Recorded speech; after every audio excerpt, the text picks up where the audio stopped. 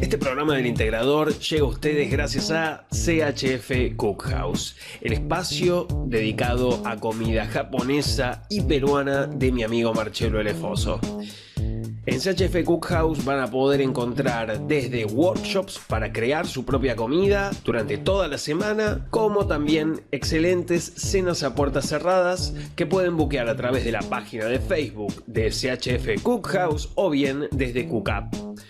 No tienen más que chequear los reviews y las recomendaciones que hace la gente ahí para darse cuenta del nivel de excelencia que tiene.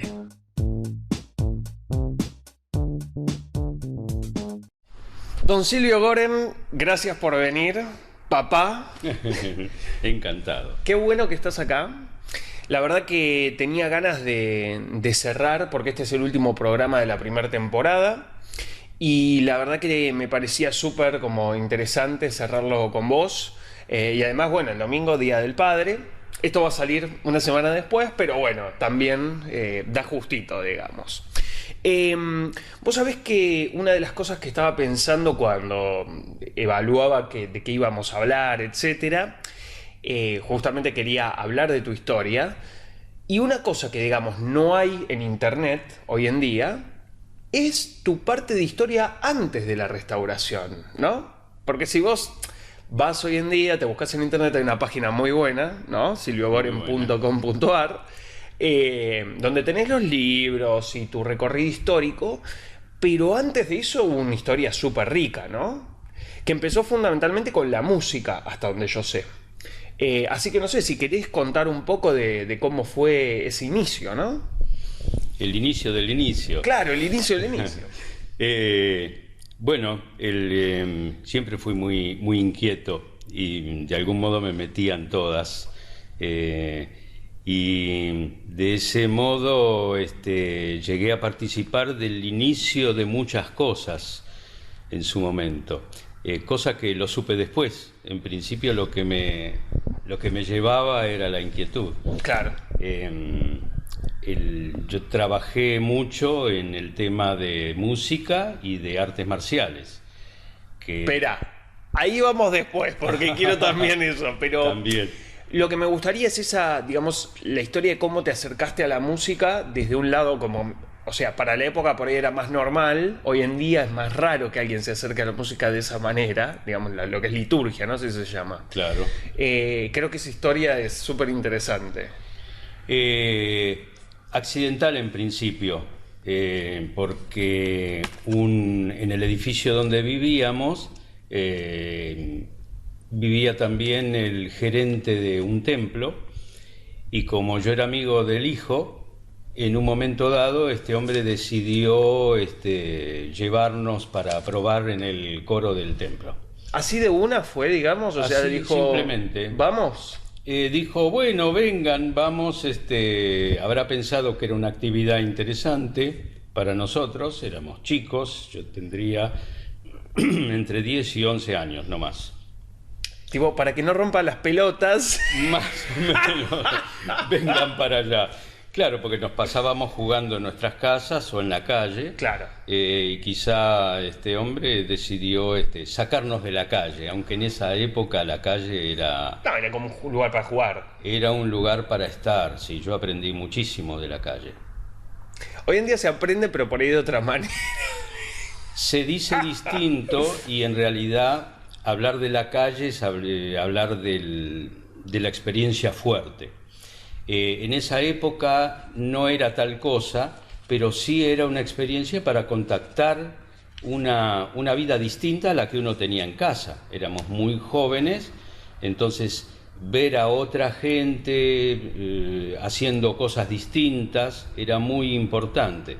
Y aparte en los barrios había códigos. La muchachada del barrio era respetable, el policía de la esquina era estable. Claro, se lo conocía y había una relación, o sea, una sinergia entre todos los actores estos. Sí. Hasta el caco del barrio se lo conocía, ¿no? Pero no jodían el barrio, ese tipo de cosas. Exactamente, había código, es decir, el ladrón no robaba en su propio barrio y cosas por el estilo. Bueno, esa es una escala extrema. Pero en todo sentido había más solidaridad, la gente se conocía más, Yo hoy día vivo en un barrio y sin embargo hay gente a la que no conozco y casi ni saludo. Claro, por más de que viva al lado o cosas así, digamos, o sea, que viva muy cerca. Algo de eso. Bueno, entonces esta persona, el gerente del templo, ¿gerente qué sería? ¿Cuál es el puesto, digamos? Era un gerente. Ah, gerente. Era el gerente del templo en la parte administrativa. Ah, mirá. O sea que no participaba dentro de las ceremonias, ¿eh? En absoluto. Ok. Y les dijo, vengan, vamos a probar. Vamos. Entonces fuimos. ¿Te acordás de ese día? No del día exactamente, pero sí de las situaciones que se dieron alrededor. Yo no tenía experiencia en ese tipo de cosas. ¿Habías ido a un templo alguna vez? No. Nunca. O sea, No. fue todo primera vez en ese Primera sentido. vez, para mí era una casa extraña. Claro, Simplemente muy grande. No era un templo. Y el director del coro nos probó la voz.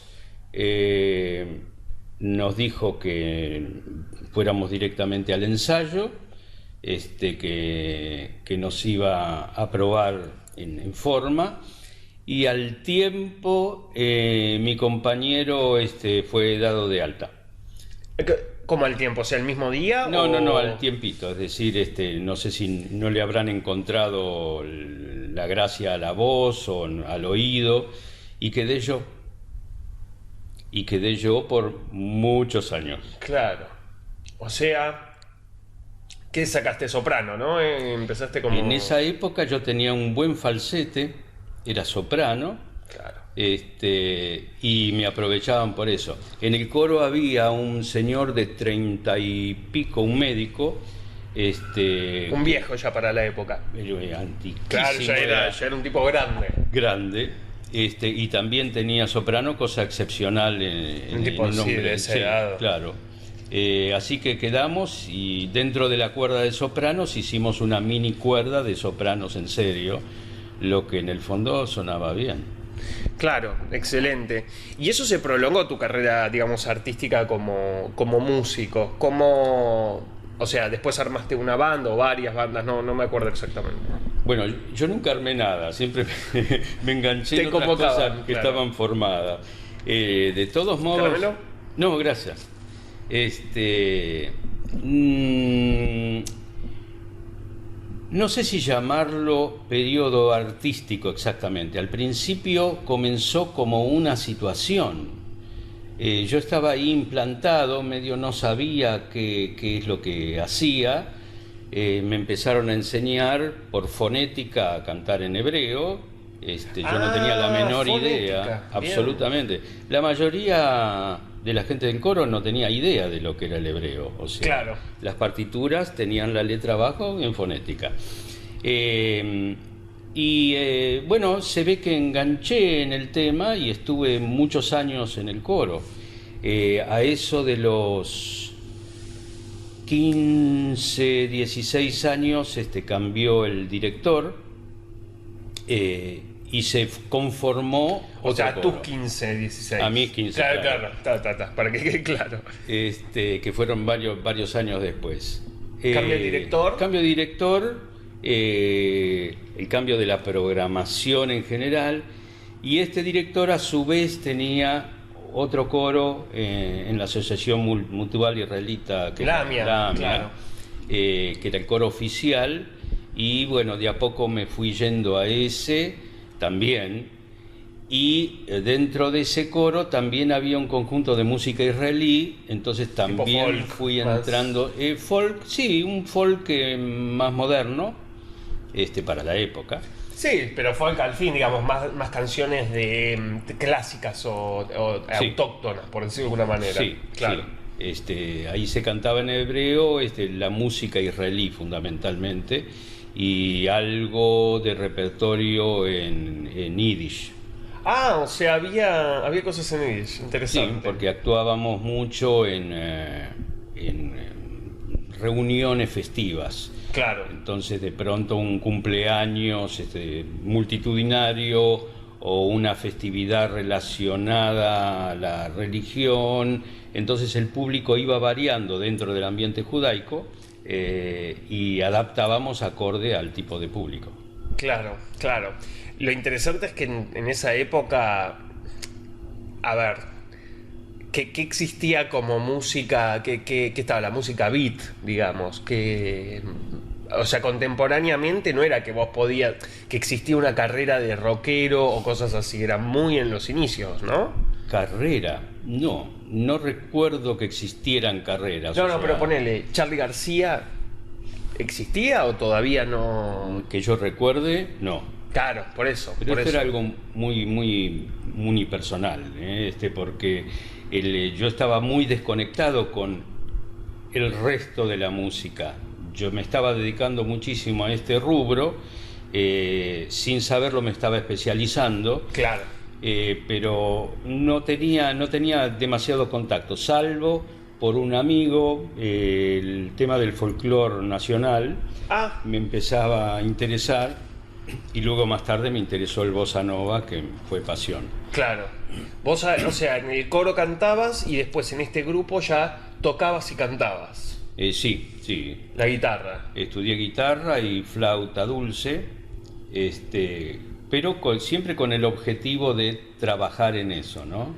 Claro, era más una ocupación, digamos, un oficio que una, como te decía, como una carrera de músico que hoy en día, ponele, la gente tiene un ejemplo de, bueno, quiero ser, no sé, estoy tirando Charly García o cosas así, porque tiene como una visión que en ese momento no existía directamente.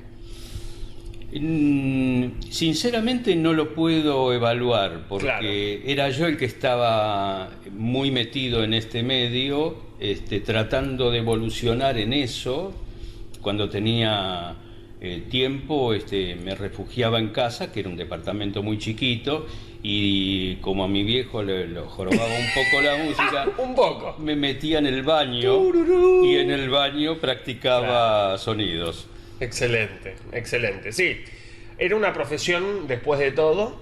¿Y cuándo conoces las artes marciales? Porque, digamos, esto viene más o menos en la época en que pasaste a tocar en esta banda, que se llamaba Rina. el Conjunto Rina. Conjunto de folclore israelí Rina. Bien. Yo tengo un disco de eso, lo tengo. Muy bueno.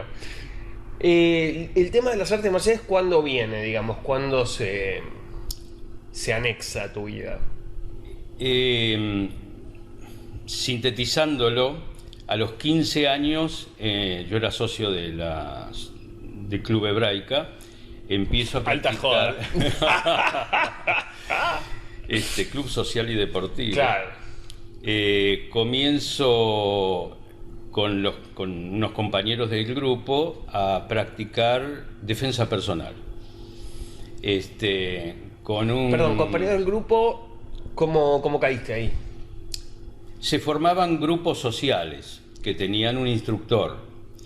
El Madrid. Algo así, O sea, el equivalente, sí. vos entrabas a la... Yo la verdad creo que fui una vez, pero no me acuerdo nada. Vos, digamos, entrabas ahí y te decían, bueno, anda con tal, y tal tenía una cantidad de chicos a su cargo, digamos. Aproximadamente eso. Existía lo que se llamaba, por lo menos, el ambiente, que era un ambiente social conformado por muchos grupos. Y el que caía de paracaidista lo adjudicaban. Claro, tipo, anda ahí. Y si no, si uno tenía un amigo en algún grupo, se sumaba Te a podías ese sumar. grupo. Claro, eso fue más o menos. Ok. Y ahí había cantidad de deportes y a mí me llamaba la atención el tema de defensa personal, y con un par más de compañeros, 3 más del grupo, nos metimos a practicarla. ¿Te acordás cuál fue la motivación, digamos, que... Sí, la motivación era la defensa personal. Pero qué era en tu cabeza? Porque, otra vez, ¿no? Hoy en día tenés 140.000 millones de películas de karate, ¿no? O sea, de artes marciales. Tenés boxeo, tenés UFC, ¿viste? O sea, hay una variedad y lo aprendés por ósmosis, te diría. Claro, claro. Pero en ese momento, ¿cómo era? ¿Qué te despertaba el interés para acercarte a eso? Sí, nada que ver con la actualidad. La realidad de ese momento es que existía, por ejemplo, una entidad tacuara que era antisemita, y había una necesidad en el medio judaico de saber defenderse. Se hablaba del tema entonces. Sí, eso era de importancia. Hubo choques, peleas, no como las de hoy día, destaquemos. No, el tema de las armas blancas o de fuego estaba restringido a otras situaciones, evidentemente. Pero acá eran las piñas. O sea que eran antisemitas, pero legal, digamos, o sea, iban a las manos, no había cuchillo, no había tiros. Y era el código de ese entonces. Qué loco, ¿no? Porque vos decís un antisemita, después o sea, en los campos de concentración, lo que te imaginas es que van a ir a matar directamente a los judíos, pero no hoy día uno claro. lo puede imaginar de ese modo. En esa época se ve que todo era menos agresivo. ¿Y este grupo Tacuara, sabés cómo había surgido? ¿Tenés alguna información? Ya no recuerdo, se ve que no le di mucha bolilla a la temática, pero siempre hubo grupos de ese tipo.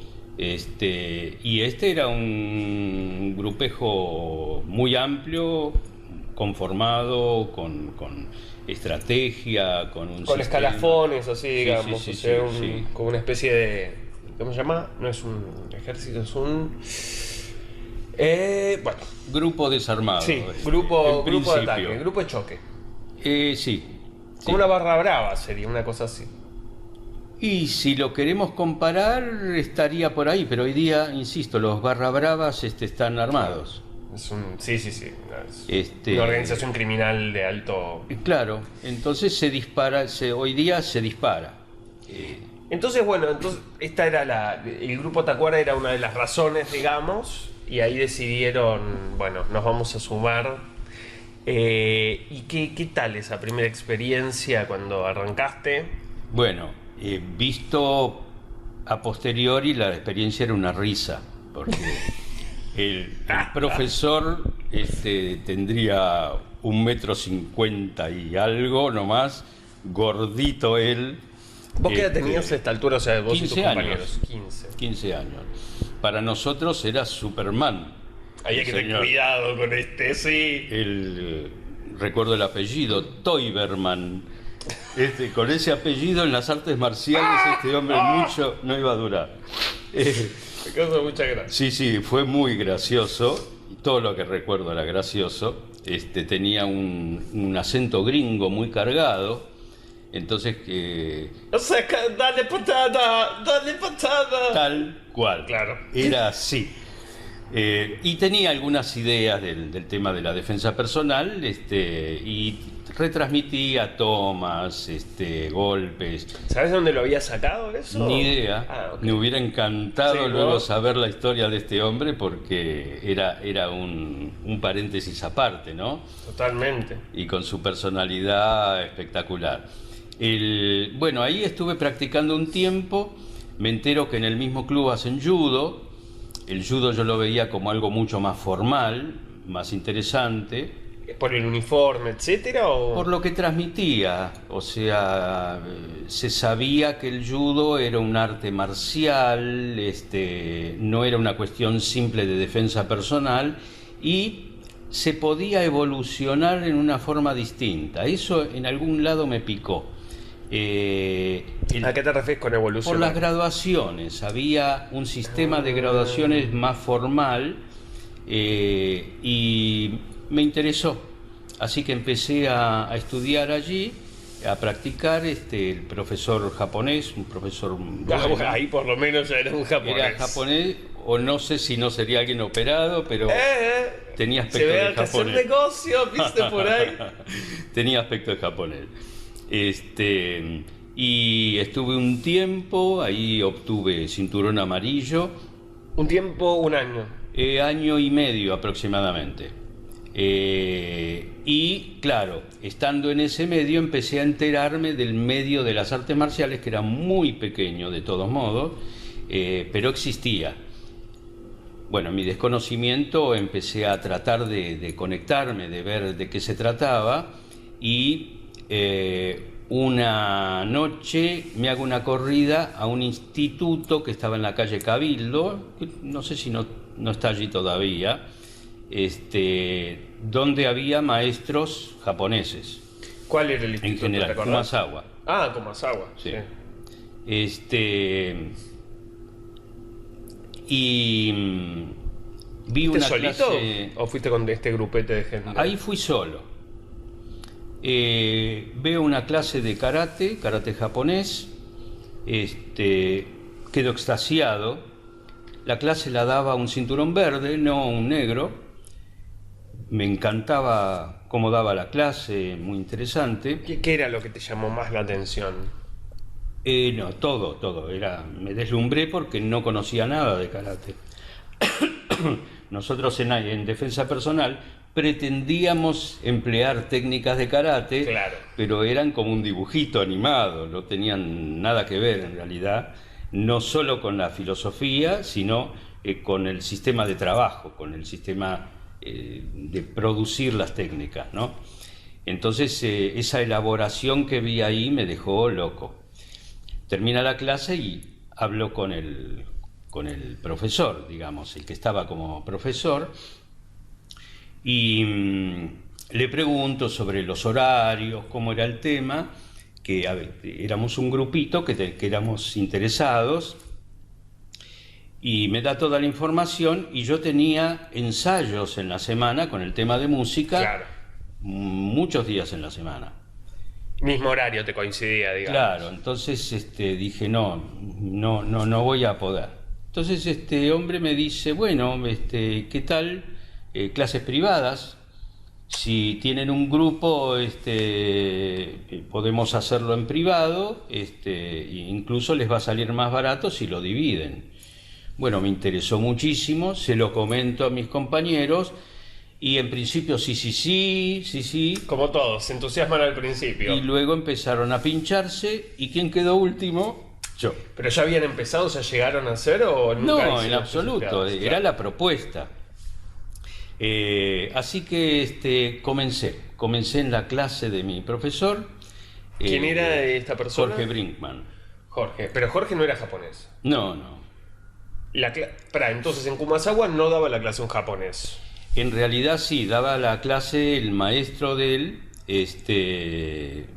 ahora no me acuerdo el apellido para variar, Tsuchiya, el maestro Hideo sí. Tsuchiya, que al tiempo, a los años, se volvió a Japón. Y era un maestro de los de antes en serio, graduaba muy poco. No sé si tenía un problema con los occidentales, pero les retenía la graduación. No se lo merece. No se lo merece. Algo de eso. En esa época graduarse era muy difícil, era complejo, había que practicar mucho tiempo, mucha práctica, y el examen era exigente en serio. Sí, hasta que se dieron cuenta de que de esa manera no podían cobrar ¿no? Sí. el examen. Incluso había una norma no escrita, desde la que los marcialistas que daban clase no tenían que vivir de eso, vivían de otra cosa. Tintorería o restaurante, Por digamos. ejemplo, no, restaurante en esa época casi nulo. Había un uno. restaurante japonés en la asociación japonesa, Nihon Shinkai. Que todavía está ese restaurante, fuimos. Fuimos. Sí, me acuerdo. Y luego nada más. Habría algún otro que Seguramente desconocía. habría, pero chiquititos. Chiquititos, algo privado, cosas de ese tipo. Pero en esa época ni la cultura del arte marcial, ni la sociabilidad con el medio japonés, por ejemplo. Claro, los japoneses eran un gueto muy chiquito Chico y cerrado. y cerrado, claro. Y cerrado. Así que entrar allí también tenía cierta dificultad. Para un gaijin, ¿El qué? para el gaijin, El hombre gaijin, blanco, sí. ¿no? Se le dice. El externo, digamos. El externo. El que no es japonés. Así que hablaste, o sea, Brickman fue el que te dio la idea de tener los grupos privados. Claro, él debutaba con eso. Nunca había hecho en su grupos actividad, privados. que yo sepa, no. Ok. Era muy joven él en sí. ¿Cuánto tenía? ¿Vos tenías 15, 16 y él tenía? Y él tendría un par de años más que yo, 18. Pero eran bastante contemporáneos, digamos. Sí. éramos jóvenes. Claro. En serio. Y bien, me quedé en tus compañeros te abandonan, digamos, y vos decidís adelante. Me mando. Entonces, en principio me daba clases de defensa personal, o sea, karate aplicado a defensa personal. Y al ¿Solos? tiempo, sí, él y yo. Ah, era como en Karate Kid. Y lo único que él no era Miyagi, no era el señor. ¿Sabés que es la primera vez Pero es que así. lo concientizo? Es cierto. Yo no sabía esto, muy bueno. Yo tampoco. Claro, claro. Es muy interesante porque eso me acercó desde otro lado. Totalmente. Era un aprendizaje más personalizado, no era de profundidad, porque eso se logra en el movimiento del gimnasio en general, donde uno varía con respecto al compañero, y eso enriquece muchísimo. Claro, te nutrís de otras perspectivas. De otras. Pero esto fue muy interesante, es cierto, por estar solos y poder aprender de alguien que ya manejaba las técnicas. En realidad él ya merecía ser cinturón negro desde hacía mucho tiempo. O sea que él practicaba desde chico, en serio. Sí, ignoro cuánto tiempo, pero creo que cuando empecé con él ya llevaba unos 6 años por lo menos haciendo karate. O sea, para la época era una especie de Van Damme o algo así, o sea, un adelantado total. Sí, sí. De todos modos, las técnicas en esa época eran también limitadas, eran más restringidas en las escuelas. Hoy día se abrió mucho ese espectro. Y en las distintas escuelas hubo cambios fundamentales, ¿no? Claro. Así que, bueno, en un momento dado me dijo, bueno, yo ya te transmití así genéricamente, así que si querés te puedo empezar a enseñar cuestiones del arte marcial, de Karate Do, te puedo ir graduando, solo que las graduaciones no van a tener validez hasta que yo no sea cinturón negro. Cuando lo sea, tus graduaciones van a valer. Y me interesó.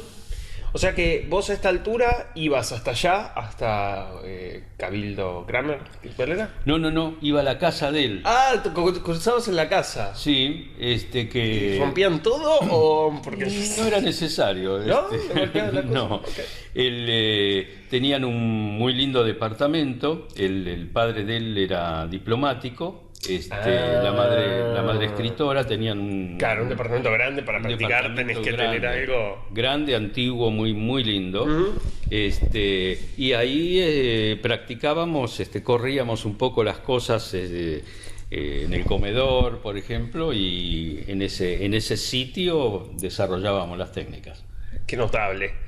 A partir de ese momento, entonces él te empieza a, digamos, a graduar, a darte técnicas más puntuales y...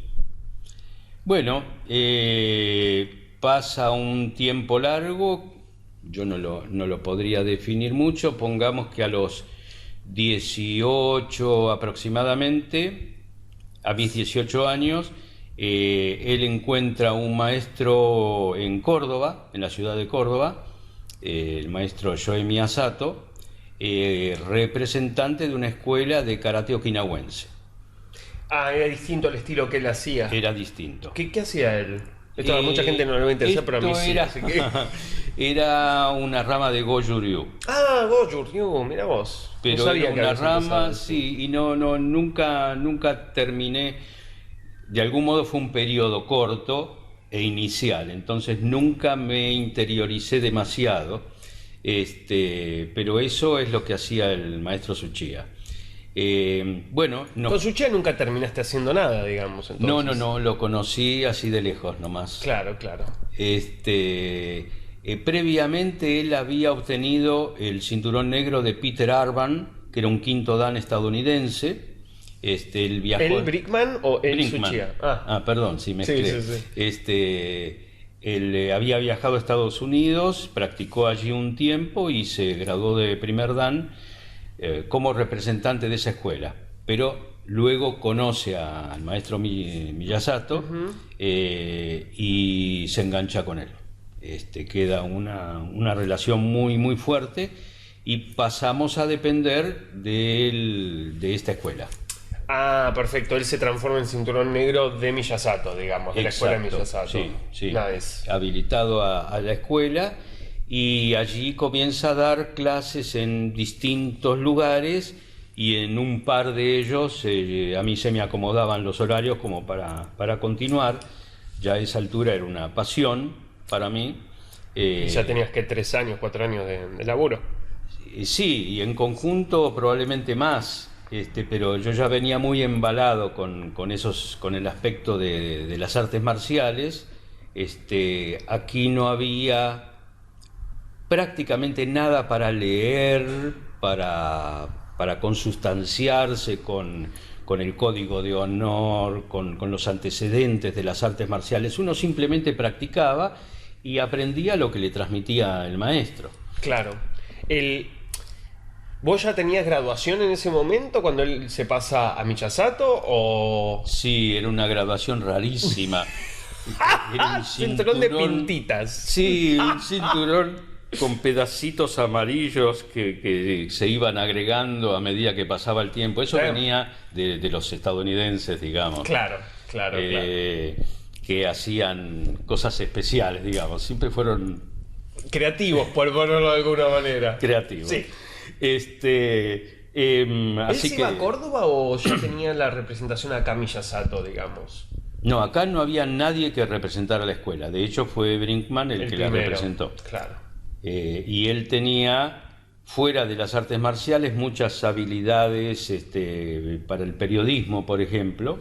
No sé a partir de qué momento, pero él fue periodista deportivo, que obtuvo su carné a través de las artes marciales. Claro, porque era experto al fin y al cabo. Y era experto, y era una de las pocas personas que tenía la posibilidad de comunicar de qué se trataba el tema. ¿Había estudiado algo? No recuerdo, no sé. Pero le salía bien, eso seguro, digamos. Le salía bien, escribía, trataba de meter artículos al respecto en las publicaciones en términos generales, hasta que apareció una primera revista argentina, pero eso fue unos cuantos años después. Judo Karate, ¿no? Claro, que creo que fue la primera, tengo entendido, y ahí, ahí se desplegaba todo el medio de las artes marciales que estaba en desarrollo, ¿no? Claro. Y entonces vos, a partir de que se transforman a Miyasato, ya te metes 100% ahí, tenés la oportunidad de conocer mucho más la cultura japonesa, hasta donde me contaste. ¿Cómo fue esta primera etapa con Miyasato y que termina en un torneo, ¿no? Una cosa así.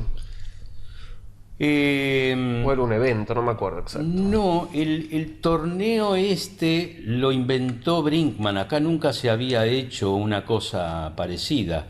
Si mal no recuerdo, fue en el año 65, si mal no recuerdo, que él creó la idea de un torneo de combate, cosa que en la época incluso no se veía muy bien.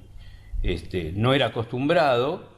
Se consideraba las artes marciales como eso, artes marciales, y la cuestión del torneo era de deportivizarlo demasiado. Entonces llamó la atención, tuvo críticas por supuesto, pero vinieron a chusmear de distintos lados, y ese en sí fue desconocido, porque hoy día no figura en ningún lado, salvo en mi memoria por lo menos. Ese primer torneo de artes marciales. ¿Era un torneo mixto, digamos, o era solo karate? Era solo karate, era de nuestra escuela, del núcleo de personas que practicábamos. Qué loco, vos coorganizaste ahí, ¿no? Sí, limitadamente, muy limitadamente. ¿Cómo fue esa experiencia? Porque justamente un torneo nadie había hecho, ¿cómo...? Se mostraban técnicas, uno competía mostrando determinadas técnicas, los katas que son las formas, digamos. Las formas, prehechas, se competía con eso, y estaba también la competencia de kumite, que era la lucha, con la limitación de no golpear al contrincante, se marcaban los golpes. Entonces, por supuesto, el árbitro era Brinkman, por supuesto. O sea, hizo todo.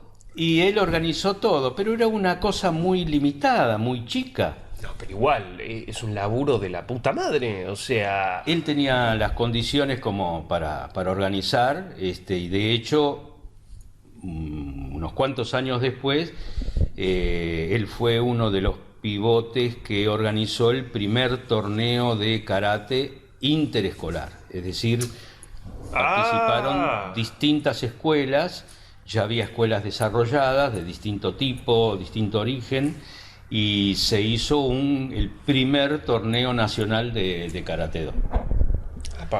¿Y ahí te acordás de cómo fue? Eso fue muy interesante. ¿Participaste o no llegaste? Yo organicé. En ese sí organizaste. Fui el organizador. El organizador. Brinkman me puso a cargo de todo, y sin tener mucha experiencia en la organización, no recuerdo que pude haber organizado más que un cumpleaños previamente. Claro, ponele. Empecé a trabajar con las otras escuelas, y generamos un torneo impresionante para lo que fue la época, y el primero. ¿Cómo? A ver, vos te pusiste en contacto con las distintas organizaciones que no se llevaban muy bien hasta donde yo sabía, ¿no? O sea... Fue era difícil. Como política, tipo, no, el maestro ese no puede participar o cosas así, digamos, política había. Como siempre, quien practica en una escuela piensa que su escuela es lo mejor que hay. En esa época era igual y peor. Claro, porque era más gueto todavía. Sí, se defendía la escuela con una cosa de recelo, y los demás no sirven para nada, una cosa así. Claro, nos reímos de los demás. Bien, ese era el concepto. Pero se logró hacer reuniones primero con los maestros de las escuelas, cosa que fue tensionante esa reunión. ¿Ah, sí? Sí, fue tensionante, porque se encontraban cara a cara gente que se criticaban por detrás. Entonces, claro, se notaba en la reunión... Todos duros. Posturas duras, en cualquier momento reaccionar. Puede pasar algo. Hoy Prisionero día, si hubiese existido esta posibilidad de filmar, hubiese sido muy gracioso, apoteótico. Muy gracioso. Hoy día, sí. ¿Quiénes participaron? Digamos, grandes maestros así. Eran los maestros que habían. Recuerdo un maestro Giga, y había otros argentinos, algunos de los cuales habían obtenido su diploma a través de no se sabe bien qué, cuestiones del extranjero, que no sé si habían estudiado por correo, qué sé yo, pero había gente que tenía graduación, que eran cinturón negro teóricamente, y que no se sabía bien de dónde salía. Pero lo bueno es que se logró juntar a toda esta gente en una reunión, y a partir de eso tirar sobre la mesa la posibilidad de crear una federación, de unir el movimiento para tener más fuerza, porque las artes marciales no lo tenían, simplemente. Así que de allí salió la idea de hacer este campeonato, y también la idea de la federación, que como idea duró poco. Sí, no se consolidó. No fue posible. Cada escuela presentó sus problemas individuales, y en el fondo supongo que el tema del recelo tenía mucho que ver en el medio. Claro, yo quiero ser director. No, yo quiero ser director, una cosa así. Probablemente. En algunas discusiones estaban relegadas a los maestros, entonces yo no participé, así que ignoro si se tiraron algo o si había diferencias importantes. Se putearon, claro. En general, violencia no solía haber, pero... ¿Y el torneo qué tal? ¿Cómo fue la experiencia de estar ahí ese día? Digamos, o sea, como dijiste, organizaste todo. Me marcó. Fue algo muy, muy fuerte. Yo no sabía que podía organizar algo así. Es decir, cuando lo vi hecho, y vi la cantidad de público en las gradas. Eso se hizo en ¿Fue mucha gente? Ferrocarril Oeste. En el club, En el club. tipo en el no, ¿cómo se llama? Y en realidad Microestadio, el microestadio. es una cancha, Claro. Que destinan a distintos Cerrada. objetivos, cerrada. Sí, el microestadio. Y cuando vi esa cantidad de gente me impacté. ¿Pagaron? O sea, mucha gente que pagó. Sí, se cobraba la entrada, no se ganó dinero, medio que se salió hecho, pero ver las arcas llenas de billetes era una cosa impresionante. Claro. Todos rezábamos porque... ¡Que viniera quedara alguien! Alguien, no, se llenó. Fue Wow. una cantidad de público y yo me enfermé. Claro. Ya al torneo propiamente llegué afónico. Yo me había llevado un walkie-talkie, cosa que para la época... Muy sí, pro, para papá, esa muy época, pro.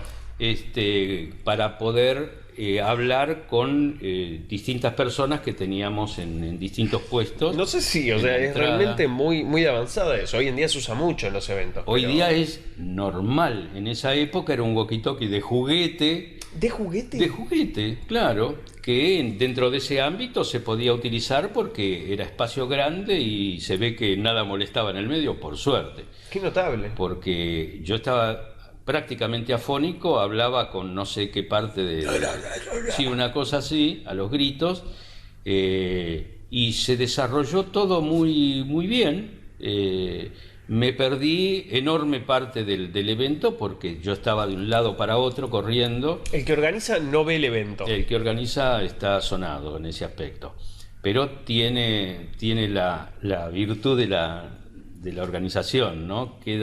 Uno queda prendado en eso. ¿Quién ganó? No me acuerdo. Lo único que recuerdo de eso fue que terminado el torneo yo quedé seco en la cama. Claro. Se ve que la energía que utilicé para eso era más de lo que podía emplear. Mucho estrés. Muchísimo. Sin saber cómo se llamaba, ahí conocí el estrés. Y de pronto me viene a visitar uno de los maestros, que era cuñado del maestro Suchía. Y venía en delegación, en representación de los otros para agradecerme la... Oriental, o sea, eso fue como un regalo importante. Eso era, para esa época, que un maestro tomara contacto con un alumno, ya era muchísimo. Que viniera a mi casa era un honor. Claro, Un claro. honor. Y que me trajera esa felicitación era algo destacable. Así que fue una experiencia inolvidable. Totalmente, Sí, totalmente, qué maravilloso. increíble.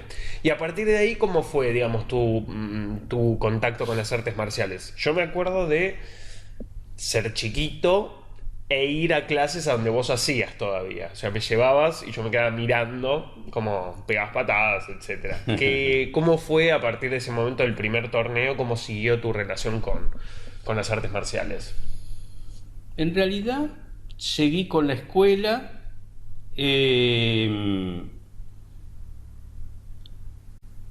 Fue una evolución lenta, natural. ¿Entretenida? Sí, entretenida y apasionante. Yo buscaba más en lo profundo, pero no había los medios como para poder informarse. Entonces, a veces podía leer algún artículo o algún libro. Los libros no estaban en español, cosa que era mucho más dificultoso. Claro. Y la transmisión boca a boca era infinitesimal. Era lo que me podía cantar mi maestro o lo que podía obtener cuando viajaba a Córdoba, que me quedaba unos días allí practicando.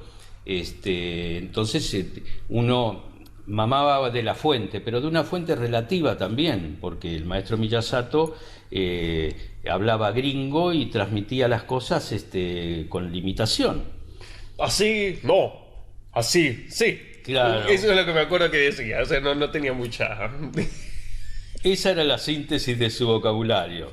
Entonces a veces transmitía cosas muy ricas, pero siempre muy sintéticas y había que captarlas, ¿no? Claro, no era que te podías sentar a tomar algo con ella y decirle, che, contame de tal día o de tal historia, porque no tenía los medios para transmitirlo directamente. No, era eso estaba muy, muy, muy limitado.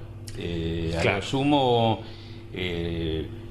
recuerdo que en la enorme casa en Cerro de las Rosas, Que todavía está, ¿no? Ese que todavía gimnasio lo han ampliado, está. Sí, inclusive. sí, lo han trabajado. Bueno, ahora esa escuela se ha hecho un pulpo porque tiene sedes en toda la Argentina, miles de practicantes, pero miles. En las veces que podía viajar a Córdoba, el maestro me concedía el honor de conectarme con su familia, es decir, yo podía comer privilegiado. en el seno familiar, sí, era un privilegio grande. ¿Por qué te quería? ¿Por qué? Si es sexo, no cuentes. No, no entremos en el tema.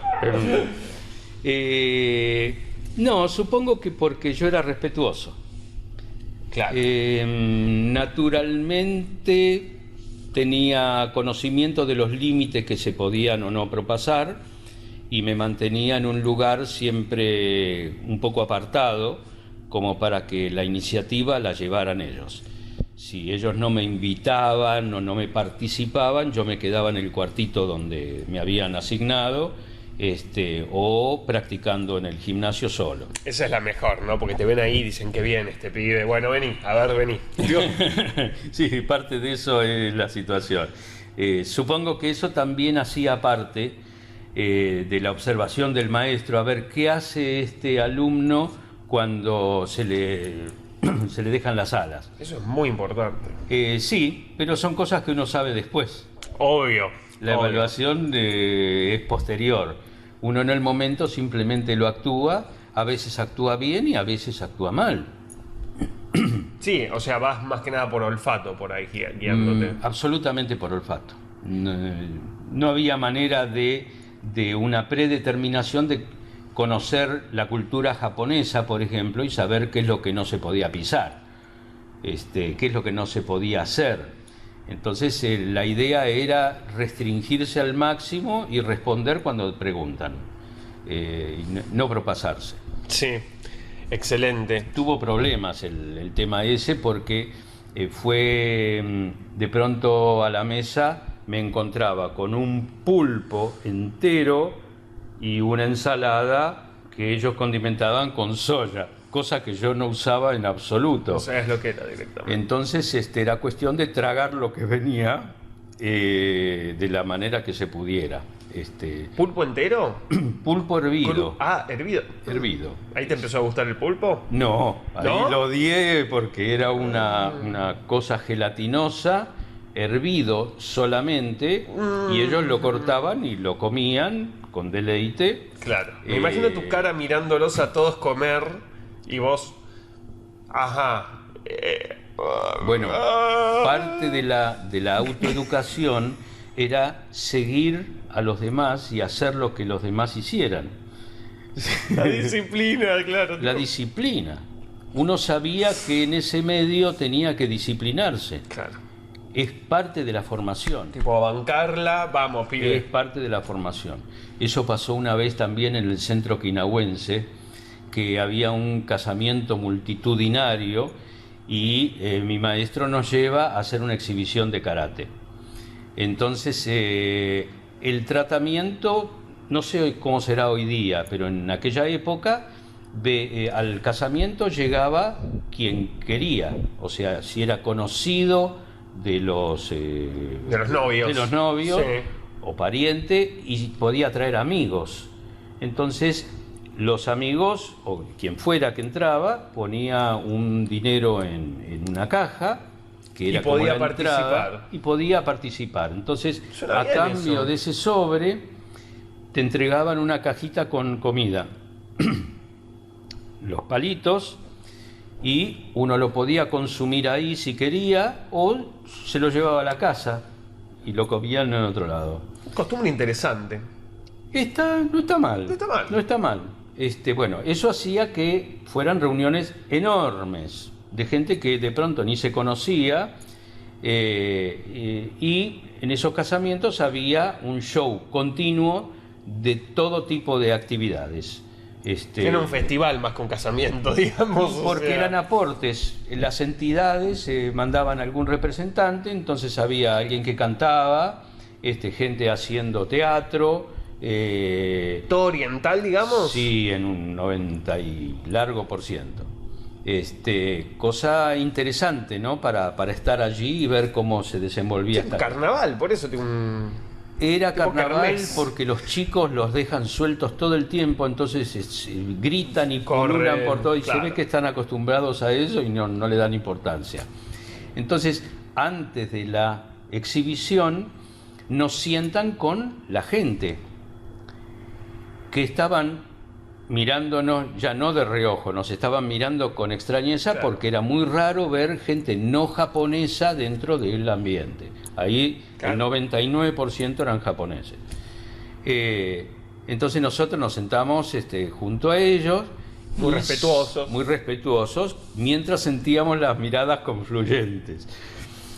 Yo abro la cajita de comida y lo primero que encuentro es una bola oscura que por fuera tenía como azúcar impalpable en aspecto. Ay. Nunca quise saber ni cómo se llamaba. Eso fue una experiencia traumática. Entonces, bueno, la onda era comerlo. Entonces le pego un mordisco y se me derrama en la boca un jarabe espeso, oscuro, casi negro, sin sabor. La teórica azúcar impalpable que había en el exterior era en realidad harina. O sea que era un sabor seco, astringente y más que sabor, era Claro, que una pilota de... una pasta que claro. tendía a no pasar. Porque yo lo primero que dije es... Lo trago traguemos rápido. esto. No podía. No podía. Y las miradas seguían en uno. Entonces, bueno, no sé cómo hice, pero llegué a tragarlo. Claro, sí, estoico, digamos. Creo que fui lo suficientemente estoico. Eso es parte de mi formación. Bien. Templaste el espíritu, ahí seguro. Pero te aseguro que sí, fue muy difícil. Eso está bien, bueno. Me imagino que tus compañeros más o menos pasaron por lo mismo. Ni los miré. Claro. Nunca supe, estaba con mi propia historia, Claro. sufriendo y seguramente con alguna gotita chorreándome por la cara. Después de eso fue la exhibición y bueno, fue Zafaron, una digamos, experiencia. después pudieron zafar tranquilos. Por lo menos vivos estábamos e hicimos la exhibición. Claro. Y vos dejás de practicar ya tipo en los 80, digamos. Ya bien entrados los 80. Claro, eso fue cortándose de a poco porque yo colaboraba mucho con la escuela, entonces ya estando casado, las obligaciones eran... Perdón, más aclará complejas. qué pasó en tu casamiento, qué hicieron. Una exhibición de karate. Único casamiento gallín, digamos, con exhibición de karate en esa época. Sí, supongo. Por lo menos no era nada común. No. Pero en el casamiento hubo un coro litúrgico que actuó, el coro de la AMIA, el conjunto de folclore israelí. ¿Tocaste vos también? Claro, Ah, la mierda. actuamos. Sí, ¿cómo O me sea, iba a hiciste perder doble eso? actuación, por karate y por músico. Sí. Además de estar como el protagonista del Sí, nupcial, pero digamos. como protagonista del nupcial no era lo más divertido el tema. Claro, la idea era participar de cosas. Claro, era todo lo que había detrás, que era lo que me representaba en realidad, ¿no? Yo estaba trayendo todo un bagaje de actividades que para mí era sumamente importante fuera de lo formal, digamos, de Claro, la de vida lo familiar, claro. Sí, exacto. Así que fue un casamiento muy especial. Sí, muy especial. Y a partir entonces de ese momento de que te casás, empezás a practicar menos, por decirlo de alguna manera. Sí, bueno, hasta ese momento yo trabajaba en artes marciales y en música, más especializado en el tema de la música, donde ganaba mejor y me podía sustentar. En artes marciales era limitado, aunque aportaba el tema. Y de a poco comencé a aflojar. Como me tocaba organizar y participar de muchas cosas, no era que yo podía bajar el telón así directamente. Creo que no estaba interesado en cortar de todos modos. Claro. También tienes un montón de amigos en ese ámbito. Claro. Pero no eran simplemente los amigos, era el ámbito, era algo que se me había metido muy, muy profundamente, que yo quería muchísimo, respetaba, entonces no me quería desprender de eso. No, totalmente.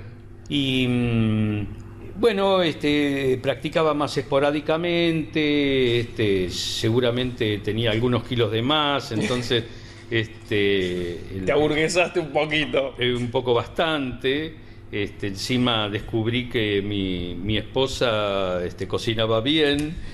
Claro, conozco de eso, sí. Fue un problema. Ese fue un problema. Uno de los lindos problemas, ¿no? De los más lindos. Es un lindo problema, exacto. Y a partir de ahí, ¿cómo fue, digamos, o sea, porque vos en un momento, digamos, de la música, que es una rama del arte, pasás a otra rama del arte, que son las artes plásticas, digamos? Sí, en realidad la habilidad que yo tenía en cuanto al tema nació conmigo. Era el tema de las artes plásticas, digamos. La habilidad manual. Eso nace con uno. Uno lo puede incrementar, lo puede desarrollar en pero la abuela aspectos. También tenía lo suyo y te lo transmitió, vos lo veías, por lo menos la veías pintar. Claro, mi madre pintaba, restauraba, a como se restauraba en esa época. Ella era profesora de piano a su vez. De eso ya cuando nací yo había abandonado por completo, pero ella me enseñó o me permitió incrementar mi afinidad con la cuestión plástica. Claro. En principio, mi ejecución era un banquito que ojalá lo hubiese podido conservar, un banquito chiquitito de madera y paja, donde para que me entretuviera mi mamá me daba clavos y un martillo. Suena eso, ¿sabés? ¿No? Sí. Posiblemente. Entonces yo me la pasaba llenando, ese banquito pesaba kilos de tantos clavos que tenía por todos lados, y una vez desapareció, no sé a dónde fue a parar. Pero recuerdo eso como el inicio, ¿no?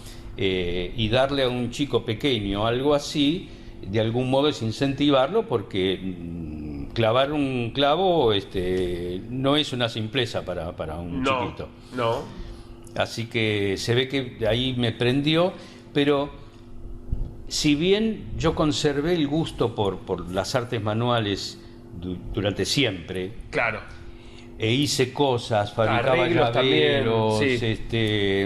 En un momento dado trabajé para unos arquitectos, para modificar cosas en las oficinas, el trabajo finito que había que organizar en algo especial, me llamaban exclusivamente para eso. Y de a poco me fui acercando a lo que hacía mi madre. Que era el trabajo con la pintura, que de algún modo yo lo tenía relegado. O sea, me interesaba, me movía mucho a través de las manos, hacía muchas cosas, pero no me dedicaba a eso. Era algo que venía como natural. Claro. Entonces no me creaba obligación ni ningún entusiasmo. Era más como un hobby, digamos. Ni siquiera me salía, entonces yo hacía cosas. Y en un momento dado,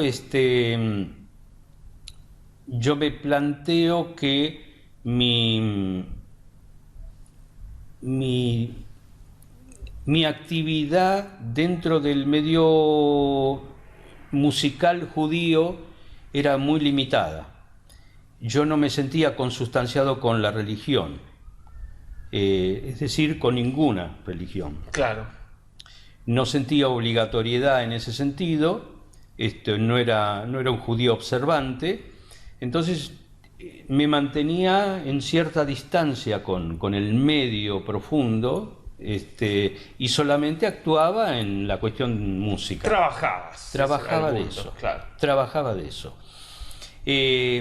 Pero algún clic se produjo porque empecé a derivar hacia el tema de lo manual.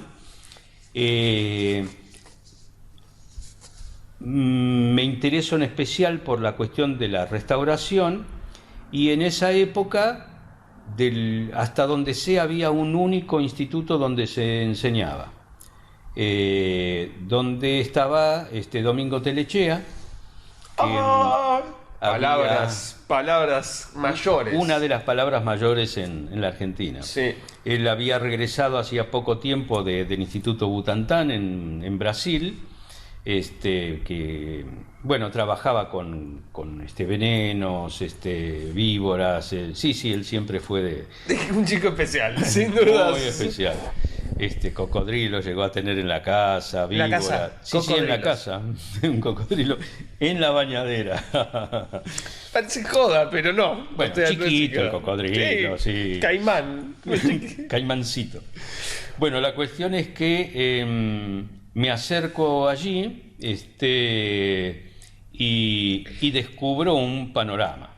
Pero pará, vos todavía estabas trabajando en música, digamos. Todavía trabajaba en música, todavía estaba pegado a las artes marciales, no dejaba nada de lo anterior, me costaba mucho soltar cosas que eran tan importantes para mí. Sí, pero ¿cuál fue, qué fue, curiosidad que te llevó a conocer el instituto? ¿Cómo fue la...? No, me vi una brecha de trabajo en eso, y evidentemente sentí que yo podía hacerlo. Claro, como una afinidad, básicamente. Sí, afinidad, definitivamente.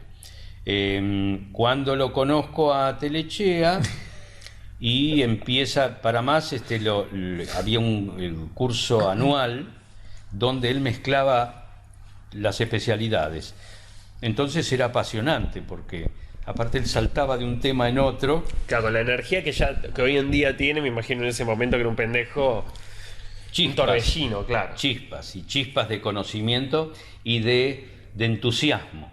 Una persona sumamente entusiasta que transmitía y se derramaba en las explicaciones, mezclaba todo, eran de pronto caóticas las clases, y yo todavía tengo mis cuadernos de entonces, pasados prolijamente. Ah, muy bien. Sí, buen alumno. Sí, en ese aspecto sí, en otros no. En la escuela formal siempre fui muy mal alumno, o bastante malo, digamos. Pero esto era apasionante. Entonces me prendaba, me sumergía en eso. ¿Vos empezaste a estudiar, era restauración así concretamente, así se llamaba la carrera, o...? No había carrera. El año no. Sí, el año era un curso de restauración, punto. Y bueno, yo venía con... ¿Eran antorchas de lo que estaba allá? No existía antorcha, antorchas apareció 20 años después, por decir un tiempo. Mandé cualquier cosa. La pregunta era ¿cuál era el nombre de la institución esta primera? La institución en realidad era el Instituto Argentino de Museología.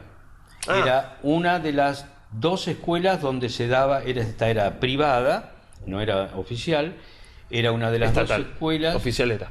¿El qué? No era oficial. No, la escuela no era oficial. Ah, ok. No era del Estado. No, pero oficial no tiene que ver con el Estado. Puede ser privado y que te aprueben oficialmente. Cierto. Entonces, puntualicemos.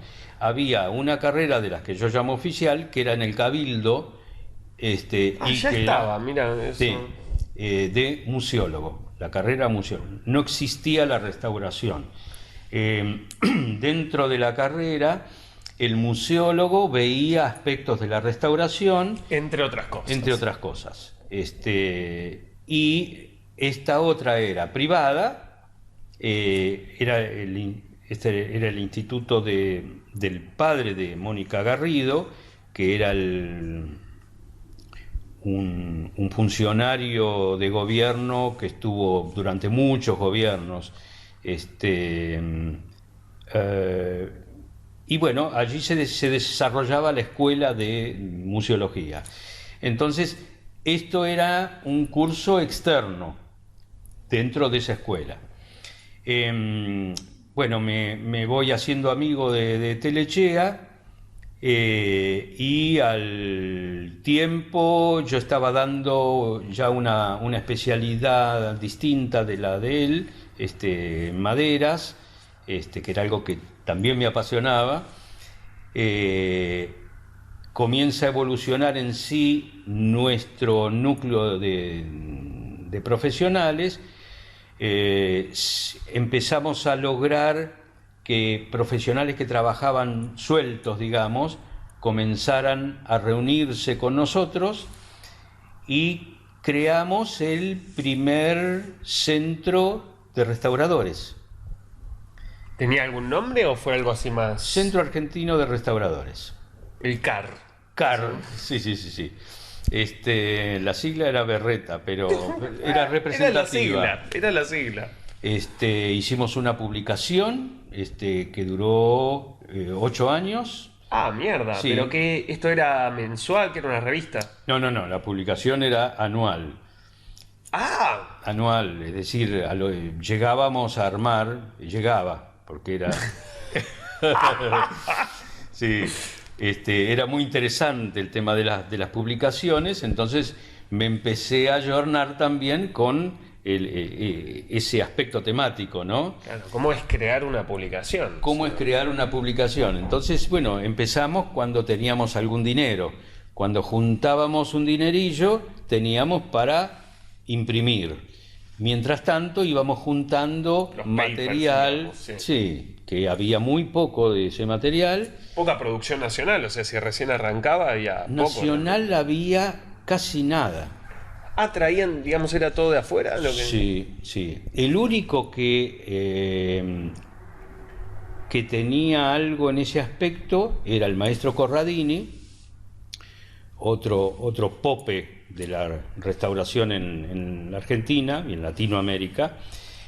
Corradini tenía sus libros de apuntes que había hecho a máquina, estaban escritos a máquina, yo tengo todavía los originales. Es original, es muy bueno. Maravilloso, y que a su vez los mandaba a mimeografiar para venderlos. Perdón, mi ignorancia absoluta, pero la mimeografía sería como una fotocopia o como una... No, como una impresora, es decir, rollo, en ese rollo se fija una lámina de metal que viene tipeada y la tinta pasa a través de esa lámina y hoja por hoja va pasando y se hace la impresión. Pero eso salía una fortuna de hacer. No, ¿No? era lo que se hacía en ese momento. O sea, hacer esa chapa no era caro, digamos. No era tan caro. Si rendía para unas cuantas revistas, bajaba el costo. O sea, claro, no era barato. Era la tecnología de la época. Mimeografía. Parecíamos en los orígenes de la imprenta. Sí, con tipo... eso. Sí, pero yo viví unas cuantas de esas. Y por lo que veo, sí. Claro. Y esto entonces sacaban una revista anual. Eso fue, digamos, el comienzo, digamos, la primera acción del CAR, del Centro de Restauradores. Sí, el objetivo era llegar a crear una escuela. Lo tenían ya en vista, digamos. Eso. Era el motor que nos impulsaba, que nunca se pudo llegar a crear, porque tenía 1000 dificultades eso. No estábamos ni siquiera en condiciones de llegar a hacer una cosa así. En lo personal, cada uno trabajaba por su lado, el centro como institución era muy limitado en cuanto a actividades, hacíamos lo que podíamos y al alcance de nuestra mano, no teníamos la proyección mental como para movernos mucho más y crear una institución, y de hecho cuando quisimos enriquecer la institución y juntar dos grupos que estaban alejados entre sí, por esto de los maestros, ¿no? De mi maestro es el mejor del mundo, eran los dos grandes grupos de Telechea y Corradini. Y se hicieron algunas reuniones para tratar de aunar estos grupos. Terminaron con botellas así. No se llegó. No, no hubo oportunidad. Bastante bien. En el medio también trabajé mucho porque en esa época yo era alumno de Corradini y a la vez estaba asociado con Telechea. No, pero asociado aparte, teníamos un taller en La Boca, teníamos los cursos en el Instituto de Museología y alguna otra cosa que hicimos juntos. Restaurábamos en el Museo Rojas, restauramos una sala, así que teníamos actividades en común. Entonces, de algún modo yo estaba como nexo entre los dos campos, pero no se pudo llegar a concretar. Era por una cuestión de egos, entonces. Definitivamente, sí, lamentablemente. Y no acaso los egos de los maestros, sino de los que componían y el grupo. Cuando la gente se siente altamente representativa de algo, aunque ese algo no sirva para nada, se crea el problema del ego, donde yo soy representante del maestro tal y claro, él no va a aceptar esto jamás. No, es decir, nosotros interpretamos que él no va a aceptar. Entonces no nos queremos juntar con determinada gente y venía una discusión muy espesa que era la del escalafón. O sea, ¿quién iba a quedar con el título de restaurador si hacíamos la gran entidad? ¿Cómo jugaba los antecedentes, el conocimiento? Había gente que se había formado de la nada, había otros que tenían alguna formación lejana, otros que estaban estudiando. Entonces, ¿cómo determinar los grados o los niveles que iba a representar cada uno? Eso no llegó a ser una pelea, pero llegó a distorsionar. Trabó todo. Absolutamente. Claro. Así que tenés razón, es una cuestión de ego. Qué locura. Y a partir de ese momento, entonces, vos publicabas en esta revista todos los años, durante varios años, y vos empezás a dar clases privadas después de Telechea se viaja, ¿no? Una cosa así, no me acuerdo los tiempos. No, fue todo en continuidad. Hubo un hito en el medio, en el año 80, que fue la posibilidad de participar en el primer Congreso Internacional de Restauración. ¿Dónde era esto? Esto fue producido en México, lo que nos acercaba mucho, incluso por el idioma, claro, nos facilitaba, pero nosotros estábamos totalmente alejados de las cunas o de las fuentes importantes de la producción del restauro, ¿no? ¿Qué sería Francia-Italia? Por ejemplo, mismo Estados Unidos, aunque mucho menos en esa época, claro, pero Europa era el núcleo fundamental. La institución vectora de los restauradores estaba en Inglaterra. ¿Qué era el ICOM? El IIC. Ah, el IIC. El ICOM funcionaba de otro modo porque en sí era una institución para la museología. Que tomaba la restauración. En esa época muy poco se hablaba de conservación, el término no era nada definido, pero tomaba la restauración como una cuestión secundaria, integral, claro, integrante. Lo mismo que acá con el cabildo, digamos, que daba museología y tu profesión estaba dentro de eso. Digamos, bueno, ponle, esa era la idea. Hasta que en determinado momento la gente que acudía a los congresos por la parte de restauración era tan grande que decidieron hacer una división y permitirnos los encuentros en una parte. Eso permitió a su vez que se multiplicara el esfuerzo y de algún modo el foco. Claro. Y empezaron ya a caer los científicos que estaban interesados en la conservación, los restauradores y los representantes de instituciones importantísimas. Bueno, Espera, primer congreso, ¿esto en dónde? En México. a eso iba. Este no fue el primer congreso de la institución del ICOM, sino que fue el 17º, una cosa así, que se producía en México. Nosotros nos enteramos de esto y decimos, bueno, vamos. En esa época éramos todos ricos porque el dólar estaba muy barato para nosotros, así que no nos asustaba el tema del pasaje. Pensá que nosotros planeamos una visita de un mes fuera del Congreso, un mes. Que un mes así tranqui recorriendo. Recorriendo México, e incluso yo me hice un salto hacia Estados Unidos y llevaba en el bolsillo $5.000, que para esa época No, eras era una millonario, básicamente. era una fortunita, digamos. Vos ¿no? me contaste que en la aduana te preguntaron cuánta... Sí, a mí me impactó mucho ese viaje porque me fui solo. Claro. O sea, en el momento en que todo el contingente se volvía a la Argentina, yo tomaba otro avión y me iba solo a Estados Unidos. Con Tu primer viaje así solo. Mi primer viaje casi de vida, digamos, y un viaje importante, con muy poco del idioma, lo que había aprendido en el secundario, que te imaginas lo que podía hacer eso, pero en la necesidad sabes cómo afloraba, Sí, ¿no? terrible. De algún lado Yes, salían no, los términos, todo. y si no, las manos.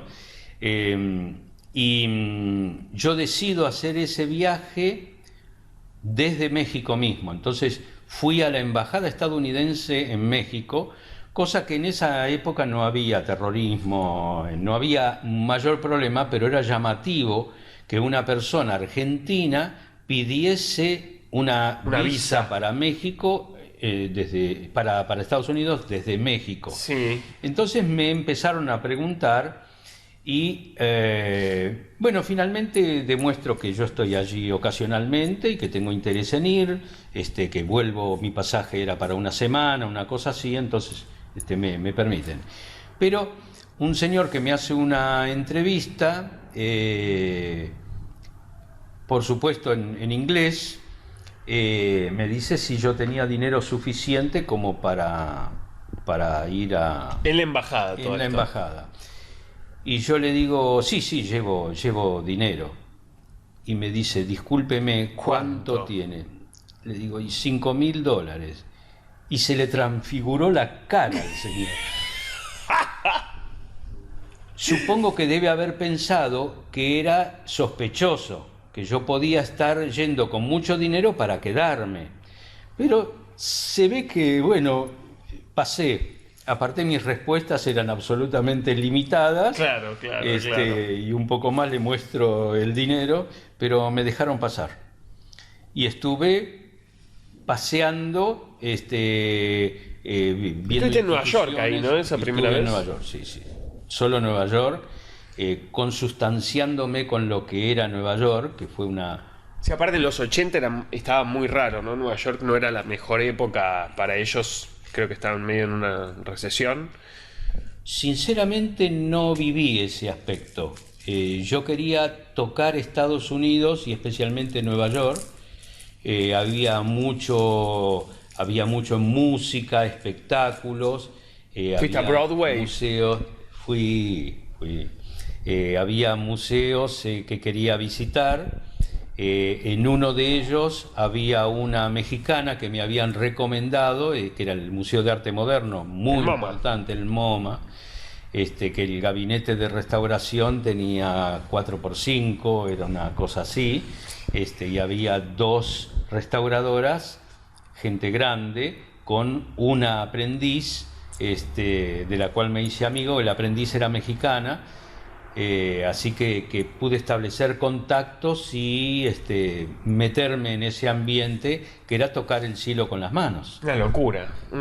¿El MoMA ya tenía tantas obras, digamos, de renombre o era más chico el museo? Era más chico en todo aspecto, en cuanto a la cantidad de restauración ni hablar, tenía un cuchitril Claro, claro. de restauración. Ahí están, en la cueva. Sí, era una cosa relegada. Y la cantidad de obras que deben haber asumido después que lo conocí en esa época, es enorme. Claro. Hay una diferencia monstruosa, incluso por el sitio que ocupa en la cultura ese museo hoy día. Totalmente. Y vos, al volver de este viaje de México a Estados Unidos, de haber participado en este congreso, ¿cómo fue la vuelta acá y cómo continuó tu carrera a partir de eso, no? Bueno, Porque me imagino que te cambia mucho, ¿no? Y participar en un congreso internacional. sí, ya estaba organizando el siguiente, que era en Canadá, y nosotros envalentonados con el tema de que todavía se mantenía parejo la cuestión económica, nos daba como para una siguiente.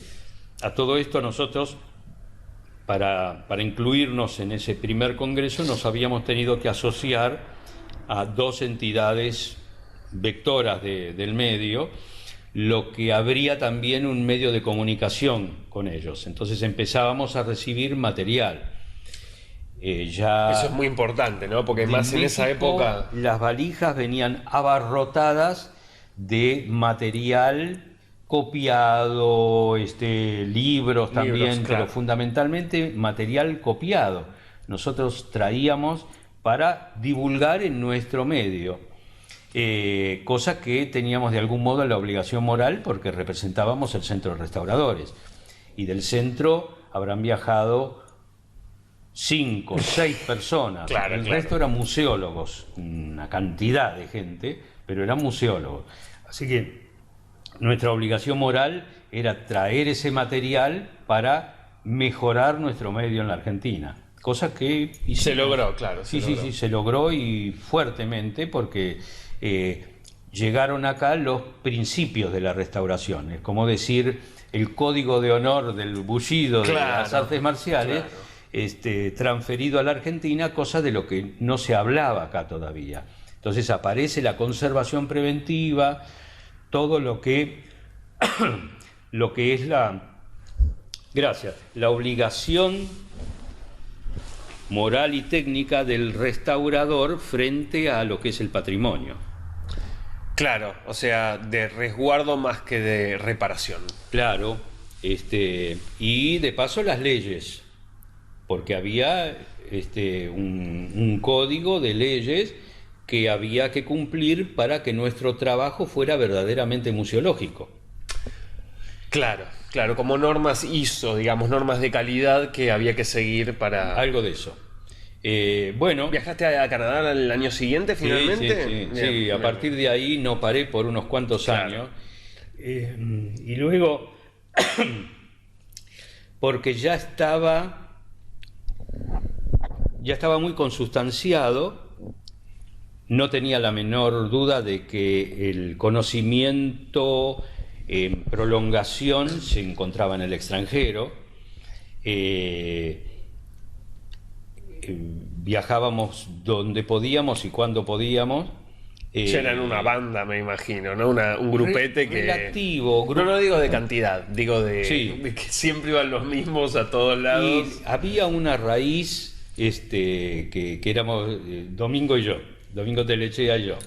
El maestro Corradini viajaba más esporádicamente, él era más antiguo en el medio y había viajado antes, incluso a congresos en Rusia, a Rusia, pero él, siendo italiano y habiendo estudiado en Europa, tenía las conexiones como para ir y volver de alguna manera. Entonces él era más ducho en el aspecto de estos movimientos que nosotros. Y bueno, y algunos siempre se juntaba en el grupo, pero la raíz, los que impulsábamos era Domingo. Sí. Impresionante. Sí, impresionante, porque descubríamos todo el tiempo nuestro propio medio y era una cuestión de importar eso a nuestro medio y la gente. Entonces, de a poco se fue fortificando el centro, más en sentido de conocimientos que por fortalecimiento de la institución, porque la institución, yo me fui a los 8 años y pico, cuando interpreté... ¿Siguió eso? ¿Sigue hoy en día? No. No, siguió un tiempo más, pero cuando las instituciones están heridas de muerte, como que diletan, ¿no? Van decayendo. Cuando entendí que la gente participaba... Que cierta para gente. Tener cierta gente, bueno, gente en general, porque aparte es una cosa muy humana esa de querer apropiarse de un carné que te haga participante Como el título, de algo, ¿no? sí. Claro. No existía título de restaurador. No, pero digo, es la misma metáfora, por decirlo. Es la idea. Entonces, cuando me enteré que algunas personas utilizaban el carné de asociado para presentarse a trabajar en sitios, diciendo que ellos eran parte formal del organismo, del centro, entonces dije, no, esto hay que reformularlo o me bajo. Como la reunión con la gente de Corradini fracasó, no hubo modo de crear algo más serio, poniéndole comillas, a pesar de que habíamos logrado ya tener ¿cómo se llama? La formalidad... Tipo una personería jurídica. Personería, gracias, muchas gracias. La personería jurídica, pero eso nos daba formalidad en las letras, no en la realidad. Claro, claro. Y bueno, se fue cayendo, yo a los 8 años más o menos me bajé. Bueno, pero bastante, o sea, 8 años de trabajo ahí. Mucho trabajo. Claro. Mucho trabajo. Qué notable. Y a partir de ahí es que te vas, o sea, vos ya venías igual con tu práctica privada seguramente. Claro. Y tu taller privado, el que yo conocí, digamos, donde estudié, digamos, porque yo tengo las fotos ahí de... Tenés fotos, ¿no? sí, Claro, trabajando en el taller. ¿Cuándo vos arrancás con esta metodología de tener grupos de trabajo o clases, por decirlo de una manera? Calculo, porque no lo recuerdo, calculo que a los 2-3 años de estar trabajando en el Instituto de Museología, se me da la oportunidad de formar algún grupo de trabajo con Telechea en un taller privado, y entonces también decido hacerlo por mi cuenta, porque había gente que me preguntaba dónde formarse y no querían, por lo general, esto es algo muy particular, y cuando los grupos de trabajo son grandes, la atención de quien enseña se dispersa muchísimo.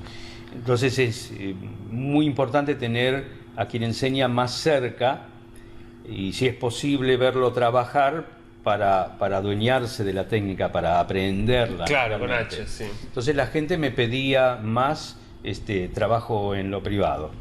Y empecé a tener grupos y llegué a tener una cantidad interesante de alumnos que me llenaban la semana. Sí, me acuerdo de los alumnos pululando por la casa, era muy gracioso. Era una invasión. Muy notable. Y el salto de ahí a escritor, porque digamos, ya como venimos enumerando distintas artes, tipo artes marciales, artes musicales, artes plásticas, y también llegas a la escritura, que voy a hacer una mención. Recuerdo tus apuntes, o sea, íbamos de vacaciones, y me acuerdo de los cuadernos cuadriculados grandes, llenos de como lo que hoy serían post-its, o sea, era lo mismo, pero creados tipo pegados así. Y me acuerdo de que, bueno, vos venías trabajando mucho en eso, digamos, en recopilación de material, en conceptos. ¿Cómo fue, digamos, el pasaje de decir, ok, soy un artista, ahora quiero, digamos, volcar esto en un texto y hacerlo conocido? No hubo pasaje. Es un desfasaje, digamos, se va dando naturalmente. Como que derrama, digamos, de alguna manera. Siempre me gustó escribir, y recuerdo que las composiciones que hacía en la escuela primaria de algún modo tenían alguna repercusión. O sea, no quedaban en el olvido, tenían mejor nota. En vez del 1 de matemática... O cero. 0,50 lo podemos dejar. Ok. Alguna facilidad tendría, pero tenía el gusto por hacerlo, fundamentalmente. Entonces, siempre tomando apuntes en momentos en que llegó lo del torneo de karate, también los folletos, o sea que también es diseñador gráfico. Bueno. ¡Ey! Ah, sí, cierto. Oiga, Folletos, también, bueno, no tenía eso, ¿eh? yo tampoco lo sabía. Son cosas que uno hacía. Claro, no tenía nombre, sino que lo hacías directamente por la necesidad. Había que hacer algo, alguien lo tenía que hacer y el primero que estaba a mano lo hacía. Entonces, como yo siempre tenía la intención de diversificar, me metía en todas, como ya te dije. Bueno, también con el Centro de Restauradores. La revista. La revista había que organizarla, hacer traducir algunas cosas. Yo también hacía algún articulito. Editor y escritor. Bueno, además. Bien, vamos sumando, bien. Empecinado en ponerme títulos. No, bueno, yo voy contando, digamos, lo que observo, simplemente. Sí, pero era muy ingenuo el trabajo. Yo lo hacía. Exacto. Algo salía mejor, algo salía peor. Como era el único que ponía el hombro, lo que salía era la voluntad. Era voluntad. Entonces, digamos, ya tenías habilidades, digamos, o gusto para hacer esto, y ahí decidís, o sea, para mí el punto es cómo decidís hacer un libro de restauración, porque los 3 primeros libros que sacaste, estaban focalizados en eso, no en ser un manual de restauración y de conservación. ¿Cómo es la decisión esa? El que comenzó con esto fue Corradini, con estos libros de apuntes, que son muy buenos, siguen siéndolo. Siguió Telechea con un manual donde había una descripción de una cantidad de especialidades, o sea, ahí él vertía enorme cantidad de su conocimiento en relación a distintos tipos de manualidades y materiales relacionados a la restauración. O sea, técnicas y materiales. Sí, que en ese momento todavía se estaba definiendo el medio de la conservación preventiva, o sea que no había mucho de la parte teórica de conservación, sino que era más bien dedicado a materiales y uso. Y en algún momento a mí me aparece la idea de hacer un libro sobre la especialidad de maderas, que no solo acá en la Argentina no había nada al respecto, sino que en el extranjero lo que se conseguía era muy poco, desactualizado, no había. Claro. Entonces dije, bueno, voy a empezar a crear. Y es empezar a crear, como recordás, en las vacaciones, por ejemplo, yo trabajaba así en momentos en el año, no me podía dedicar de lleno, no sé si sabía dedicarme de lleno, porque el escribir no era una ocupación para mí todavía. Y empecé a hacerlo, de hecho tampoco llegué a concretar el libro sobre maderas. Tengo una cantidad de material allí que quedó. ¿Por qué? La conservación preventiva pasó al primer nivel, a la primera necesidad. En teoría, el restaurador tiene que saber primero conservación preventiva antes que restauración. Y los parámetros de esta filosofía tienen que estar insertos de modo que cuando uno trabaja tiene que ponerlos en práctica automáticamente, es decir, cuidarse de determinadas cosas, no exceder el trabajo, hay una cantidad muy grande de normas. Yo, para que quede nada más la gente que por ahí lo escucha esto y no sabe cuál es la diferencia, yo lo digo, vos me decís si está bien o no la descripción, pero la conservación habla de la preservación de la obra tal como digamos está, y la restauración es una reparación sobre la obra. Sí, es eso. Aproximadamente, como Sí. en términos simples, ¿no? No es eso, porque restauración es cuando ya la obra requiere una reparación importante, es decir, una intervención. Pero se descubrió que previo a eso hay una cantidad muy grande de parámetros que se pueden implementar para que la obra no llegue a la restauración. La restauración siempre de algún modo transmite un daño. Claro, quita, digamos, parte del valor histórico de la obra, ¿no?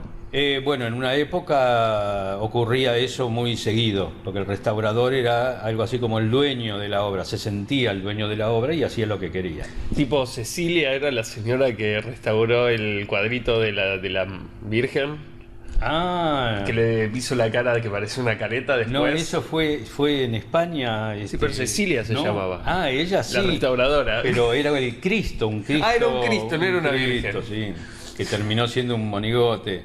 Bueno, eso puede haber ocurrido ahí distintos problemas, pero el problema es cuando el restaurador se siente dueño de la obra y hace de algún modo lo que quiere. Entonces allí está incurriendo en contravenciones importantísimas. Perfecto. Y el libro, entonces, vos me dijiste que dejaste el libro de maderas para hacer el libro sobre conservación. Claro, tenía tanto material sobre conservación, había juntado tanto en los congresos y en mi relación con la gente, con los profesionales, había una necesidad importante en nuestro medio como para que hubiese un escrito que juntara toda esa información, y dije, bueno, hay que organizarla. Y me puse a organizarla y salió el primer libro. Claro. Primero de dos, que fueron los manuales primigenios, y después uno de papel, ¿no? Claro, y todo en relación fundamentalmente a la conservación preventiva, es decir, antes de la restauración. Claro. Tengo buenos recuerdos de tipo vos escribiendo con la máquina, la XT, o sea, una PC antiquísima, y tratando de armar gráficos con esa computadora, que era todo un tema, ¿no? O sea, compaginar eso. Ahí tenés más diseño gráfico, ¿ves? Y después, o sea, pasás a lo que es novela histórica, no sé, o sea, me han preguntado, digamos, cuál es el género de los mensajes ocultos de Miguel Ángel, y no lo sé definir exactamente. Yo una vez respondí algo así como: es una investigación, pero en formato, o sea, relato como una novela, digamos. ¿Cómo fue ese pasaje, digamos? Bueno, esa es la mejor definición que pude conseguir. Ah, gracias. Muy buena. Gracias. Yo no la tuve nunca. No sé cómo llamar a eso. Sí puedo sintetizar qué es lo que es. Yo tenía un artículo que había escrito para una revista sobre la restauración, la última restauración en la Capilla Sixtina. Que estuviste, ¿no? Vos en la capilla, visitaste. Estuve de visita. Esa visita me permitió consustanciarme no solo con las técnicas que se emplearon, sino con el trabajo de Miguel Ángel, que es un buen laburante, ¿no? Claro. ¿No? Es increíble. Entonces eso fue la raíz, ese artículo que describía la forma en que fue restaurada, fue hecho también a forma de cuento, para que no fuese tan denso. Y tomé como ejemplo la charla con un viejísimo amigo que me tocó en su momento para explicarle cómo había sido el tema de la restauración, porque después de esa restauración las imágenes quedaron muy visibles, sin el velo oscuro que las cubría durante prácticamente 500 años, entonces se pudo empezar a observar de otro modo. Y mi amigo me dijo, che, arruinaron la Capilla Sixtina los restauradores, le metieron colores, hicieron... No era que le metieron colores, sino que le sacaron el oscuro, digamos. Claro, le sacaron el filtro. Entonces, claro, para contárselo a él, recurría al sistema del cuento, digamos, del relato. El relato, sí. Y eso lo plasmé en el artículo, y ese artículo me quedó como de base. Cuando pude conocer la Sixtina, el impacto fue muy profundo. Conocí al que fue el jefe de la restauración. El equipo de restauradores. El equipo de restauradores. ¿Cuánto duró esa restauración? Y unos años. ¿Los cuántos? 4 años 4 aproximadamente. 5 años. Esa consustanciación me quedó muy prendada. Es decir, mucho más interesado en el trabajo artístico de Miguel Ángel que en la obra en sí, ¿no? Claro. Bueno, la restauración ya la tenía en mente y en un momento dado aparece en internet una noticia de que se encontraban mensajes ocultos entre las pinturas, los frescos. Entonces, bueno, me pongo a observar eso y encuentro la decodificación, en algunos casos pretenciosa y en otros evidente, de cuestiones que evidentemente no se conocían y que no... O sea que el mismo restaurador, el cabeza del equipo de restauradores no tenía idea de esto, digamos. Si tenía idea no lo mencionaba. Porque para la Iglesia Católica muchas de estas cosas eran un cachetazo. Claro que hay que diferenciar, era la Iglesia de la época de Miguel Ángel, en una época en que ser papa era un bastón de poder. Sí, era ser rey. Claro. Era un rey más. Un rey más, o sumarle poder a algún nombramiento que tendría el personaje. Generalmente eran personajes de familias muy poderosas que asumían el papado como una prolongación. Bueno, en esa época era un papado guerrero, definitivamente guerrero. Era la época de la Inquisición ya, ¿no? Casi, sí. Por ahí hubo los inicios de algunos edictos importantes que estaban relacionados a la Inquisición. Luego fueron relacionados a la Inquisición. La cuestión es que acumulo mis ganas, el material que tenía, empiezo a indagar y veo que hay de distintos puntos de vista en distintas personas que no tenían que ver con la restauración. Claro. Muchos de ellos estaban relacionados a la medicina fundamentalmente y encontraban cosas extrañas y que son los que pudieron decodificar porque no tenían el límite del arte. Ellos venían de otro lugar y podían encontrar, claro, podían encontrar similitudes. Bueno, de hecho empiezan a encontrar cosas interesantes, yo empiezo a juntar el material y fuera de la pasión por juntar ese material, llega un momento en que yo hago también un descubrimiento relacionando el Dios pintado en la Capilla Sixtina con la escultura del Moisés, que tienen la misma cara. Claro, las mismas proporciones. No, es otra cosa y es muy difícil de decodificar porque las posiciones están... Claro. Uno es plano porque es un fresco, el otro tiene 3 dimensiones, claro, porque es una escultura. La escultura es en color mármol, el otro es policromado. Uno mira para un lado, el otro mira para el otro. Entonces, cuando llegué a la conclusión de que podía poner esas dos imágenes, una pegada a la otra, y reconocer que eran lo mismo, siendo que Miguel Ángel no necesitaba copiarse a sí mismo para producir otra imagen en otro lado, la conclusión es que esto que yo había descubierto se ligaba a las otras investigaciones y se pegoteaba en una serie En una declaración de principios, ¿no? En una declaración de principios, sí señor.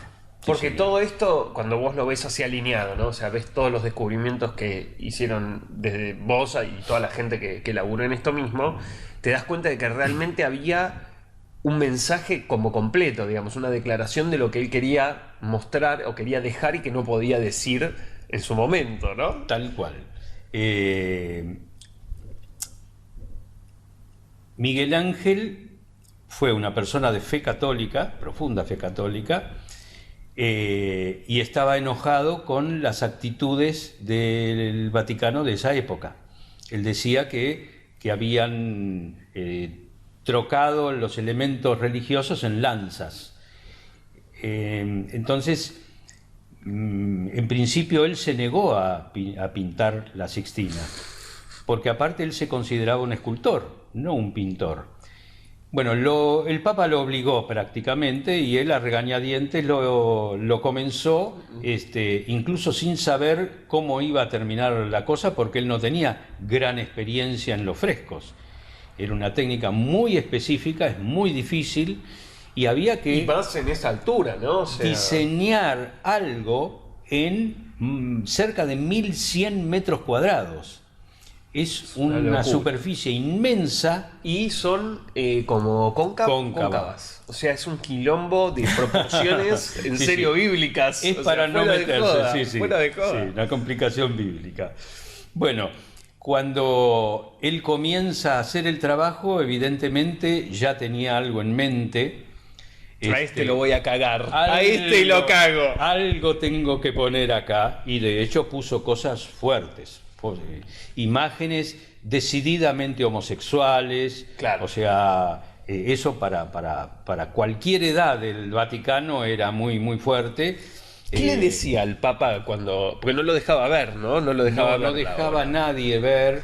Hay una enorme historia alrededor de esto, porque él... los ayudantes que le habían adjudicado los echó, trajo ayudantes propios y también los echó, quedó trabajando solo, 1100 metros, prácticamente solo.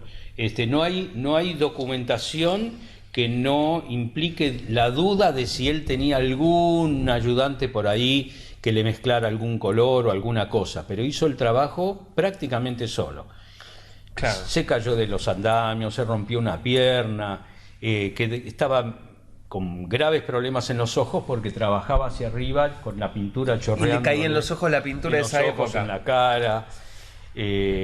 La posición en la que trabajaba le reventó la columna, entonces por meses luego él no podía leer nada si no lo elevaba porque el cuello no lo podía mover. Eso está muy documentado. Qué experiencia. Una cosa impresionante. Y meterse en esa historia, desde primero la admiración que yo tenía por él. Obviamente. Pero entrar en ese paréntesis que implica su mundo interior, sus broncas, el mal carácter, un tipo con una personalidad también muy especial, bueno, era cada vez más apasionante. Y cuando junté el material... yo ya había hecho mis 3 libros anteriores y dije, bueno, hacer un libro no es imposible y esto va a ser muy divertido. Claro. Muy divertido, lo disfruté pero a fondo. Sí, me acuerdo de esas noches que te quedabas laburando contento, básicamente. Pero feliz. Y finalmente, bueno, lo terminé, el objetivo era terminarlo y divulgar esa historia. Que todavía sigue siendo muy discutible porque hay mucha cosa para descubrir aún. Claro. Hay mucho mensaje que siguen saltando, así como yo descubrí algo o como los expertos en medicina van descubriendo cosas, puede salir gente de distintos rubros que pueda sacar algo de la galera y hacer una interpretación de algo que él dibujó y creó. Sí, hasta todavía puede haber cosas ocultas de pronto que no se sabe, seguro, que no se conocen. Seguro. Qué impresionante. Y claro, entonces, o sea, fue esto más una experiencia de creación por diversión, por poner afuera algo que vos ya venías observando y que ya venías acumulando el material, básicamente. Sí, se juntan las cosas, es decir, tener el material es una cosa, estar dispuesto a elaborarlo es muy otra, porque hay que trabajar mucho, son muchas horas de tarea. Por otro lado, la pasión que me venía de mi gusto por todo lo que hizo este hombre durante su vida, una vida muy rica. Claro. Luego el Renacimiento, donde todo esto está inmerso, que es una época muy especial de la humanidad, donde aparecen y desaparecen cosas importantes. Claro. La influencia de la religión sobre las mentes, la manera en que va cambiando eso, donde aparecen librepensadores para la época que dicen, no, un momentito, claro, yo tengo algo que ver en esto, en la creación. No es solo un Dios, yo tengo algo de participación. Entonces, eso crea un pensamiento distinto y distintas fuentes de filosofía que luego se van reproduciendo y multiplicando. Así que tener todo eso junto en la mano es emocionante y muy fuerte. A uno le da ganas de hacer algo con todo eso y entregarlo, producir y entregarlo para que otros se enriquezcan también. Qué excelente historia. Me gustaría cerrar con una pregunta que hago siempre a la gente que viene al programa, que vos ya la conocés porque me supiste cuando yo hice el evento que tenía que ver con esto, que es, ¿cuál fue tu mejor error? Básicamente, no, ya te digo, si son cosas así de sexo, etcétera, y si vas a decir algo de que, digamos, no me tendrías que haber tenido o algo así, bueno, eso sí, ahí no hay problema. Ah, no puedo decirlo. No, eso sí. Bien. Sí. Hoy día, y en esto tengo que considerar charlas que nosotros tuvimos a lo largo de nuestra propia historia, considero que el error no es tal cosa. Y que muchas veces puede ser productivo y enriquecedor. Son las maneras en que uno prueba caminar en la vida. Solo que tenemos una cultura occidental muy jodida en ese aspecto, que nos limita muchísimo, porque el error no se perdona de algún modo. Es decir, quien yerra es ya una persona que está en otra categorización. Como inferior. Que queda marcado. Queda marcado. Sin entender que un yerro puede ser una valentía de iniciar algo que a lo mejor no existía. Y tampoco es solamente patrimonio occidental, los orientales son terribles en ese sentido. Pero han modificado también al respecto algunas cosas. Hay corrientes nuevas, hay corrientes. Ok. Bueno, acá lo que importa es lo que nosotros pensamos. Sí. Por lo menos en este momento. Yo tengo un claro ejemplo de eso que me marcó, que parece una simpleza, tiene historia. Mi viejo era gringo, polaco gringo, entonces no tenía la posibilidad de medir todas mis inquietudes y ver en qué me podía encajar mejor en la vida. Entonces, para él, que lo que hacía era comercio, dijo, bueno, tenés que ser perito mercantil. Obvio. Perdón, contador público nacional. Contador. Claro, porque perito mercantil era el primer escalonamiento, digamos, del estudio, ¿no? Claro. Era el secundario. La escuela secundaria, que después de 5 años eras perito mercantil. Y ya te da una buena base como para ser contador. En realidad ya te habilitaba para trabajar en el estudio, en un estudio contable o de ayudante en alguna oficina. Te daba elementos como para organizar una... Sí, secundarlo al contador. Por ejemplo. Y yo, que no tenía la menor idea de qué quería hacer o qué podía hacer, tampoco tenía idea de qué era ser contador, pero sabía que era un título, y dije, bueno, claro, sí, y seamos contadores. ¿Por qué no? ¿Por qué no? ¿Por qué no? Bueno, entonces me enchufaron en una escuela comercial, Y fue triste eso. Claro, fue contraproducente del punto de vista que no es lo que a mí me interesa ni me gusta, y lo tenía que hacer de todos modos. Entonces era... ¿Por los números concretamente o por qué? Sí, los números tienen que ver, pero creo que representan una forma de ser, de representarse ante la vida, porque trabajar con números, yo sé que hay matemáticos que lo disfrutan, hay gente que para divertirse se pone a hacer ejercicios de matemática. Totalmente, sí. No era lo mío. Es decir, mi ámbito no era ese, no me divierte. Si bien cuando aprendía una fórmula y la aplicaba y me salía bien, era interesante, y ahí aprendí que las matemáticas, por ejemplo, sirven para todo, solo que me las enseñaron mal. Física, química, que para mí son apasionantes, me la enseñaron pésimo. Y hoy en día lo usas muchísimo. Muchísimo. Claro. De hecho, tuve que enseñar y retransmitir cosas que devienen de la física y la química, que son apasionantes cuando uno se pone a investigar en eso o a aprender, pero en ese momento era el estudio de una fórmula que no tengo idea, no me transmitieron para qué sirve esta fórmula. Entonces yo odiaba eso. Bueno, me lo tuve que comer. Y de hecho, el secundario lo terminé a los 19 años.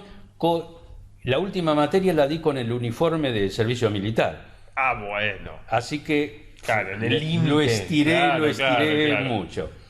Y yo sentía que eso había sido una frustración en mi vida. Un tiempo absolutamente perdido, porque no era lo que me interesaba. Y luego entendí... Y luego fuiste a la colimba y te diste cuenta. Bueno, con la colimba valoricé todo lo que me perdía en la vida civil y todo lo bueno que era lo anterior. Claro. Como decimos, el tiempo pasado siempre fue mejor. Sí, bueno. Todo anterior a la colimba fue absolutamente mejor. Pero, por ejemplo, y ahí tengo un ejemplo, yo había aprendido a escribir a máquina en el secundario y en la colimba me sirvió para tener un puesto mejor. Claro. Es decir, yo gané cosas y muchas, organicé, eso me obligó a estudiar, me obligó a utilizar espacios de la mente. Entonces lo que yo había sentido como una frustración, luego pasó a ser una cosa más que cumplí en mi vida y de lo que aprendí muchas cosas. Y lo que conté no fue todo lo que hice en mi vida, yo estuve también trabajando en tejido de punto, en la fabricación, en muchas cosas, pero... En electrónica. Claro. Pero, por ejemplo, esto que menciono de tejido de punto, yo estaba en la parte más bien organizativa del taller, y a mí me sirvió mucho la experiencia que tomé de elementos del perito mercantil. Claro. O sea, me sirvió y mucho, solo que yo lo ignoraba. Claro, en el momento lo viviste como un calvario, por ponerlo de alguna manera. Y un error de haber garrafal, un error enorme. Eso, primero claro. De mi viejo, por mandarme ahí, y luego el mío por no haber huido antes. Pero no fue un error, fue una experiencia. Y esa es la enorme diferencia que hay cuando uno define un error, ¿no? Exactamente. Wow, gracias, muchas gracias, en serio, fue increíble. Gracias. Quería que estuviera este momento que, bueno, ya te digo, o sea, cerrar me parece estas primeras entrevistas con tu experiencia me parece genial y te súper agradezco en serio de haber venido. Y bueno, a ver si un día podrías venir con Telechea, lo traemos acá y charlamos un ratito.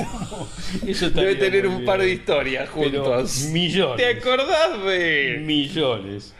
Mil gracias, en serio. Muchas gracias a vos. Gracias. Un placer estar acá.